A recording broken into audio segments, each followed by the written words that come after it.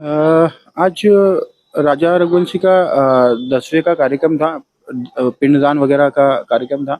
तो हम फैमिली के राजा जी के यहाँ से 4-5 जने और मैं आया हुआ हूँ कि पिंडदान करना है। अभी आप यहाँ पर आए हैं उनके साथ पूजन करने। आपको शायद पता होगा कि आपकी बहन पे ये आरोप लगे हैं। हाँ, मुझे पता है, जो कि आप लोगों के थ्रू ही पता चल रहा है मुझे तो। मुझे कोई गवर्नमेंट या पुलिस मुझे नहीं बता पा रही है। तो मुझे पता है कि ये आरोप वगैरह लगे हैं और उसने अगर ये हरकत करी है तो उसको सज़ा मिलना चाहिए। ये पता लगा है कि जैसा कि बताया जा रहा है कि आपको पहले से ही मालूम था राज और सोनम के अफेयर का। देखिए, मुझे अगर मालूम होता तो या तो उनकी शादी हो जाती, राज और सोनम की, या फिर राज और सोनम को भगा दिया जाता। मगर हम ये नई शादी नहीं करते। हम रघुवंशी समाज में हैं, हम रघुवंशी फैमिली से हैं, तो हमारे यहाँ ऐसा कुछ चलता नहीं है और हम इन चीज़ों से काफ़ी बचते हैं। तो हम ऐसा करते ही नहीं अगर 1% भी पता होता इंदौर तो। में आपने एक बात कबूली है कि भाई उस आपने मोबाइल भी चेक करे, आपको अफेयर का शक था, आपने सीसीटीवी कैमरे भी चेक करे हैं। देखिए, शक नहीं था। जैसे काफ़ी लोग ऐसा बोलते हैं ये दोनों इतनी बात करते हैं वगैरह वगैरह, तो हमारे यहाँ रिकॉर्डिंग वगैरह सब चीज़ें होती है।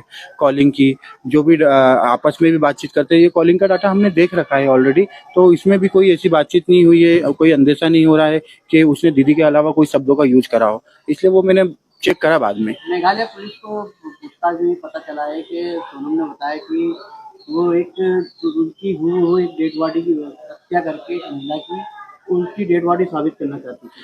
देखिए, ये चीज़ें तो अब वो क्या है ना, पुलिस पूछ रही है, इसका तो मुझे कोई अंदेशा नहीं है कि वो क्या, अब उनकी आगे की प्लानिंग क्या थी। मुझे तो अभी ये प्लानिंग का नहीं पता था, तो आगे की प्लानिंग कैसे बता सकता हूँ। वैसे जब जब शादी जब पक्की हो रही थी, घर वालों से कभी उसने कहा नहीं कि मेरी मत करो या मैं कहीं और करना चाहती हूँ? देखिए, अगर कोई दबाव था घर वालों की तरफ? नहीं घर वालों की तरफ से नहीं था। देखिए, वो इतनी आज़ाद थी कि वो सब चीज़ें बता भी सकती थी और वो चीज़ें कर भी सकती थी।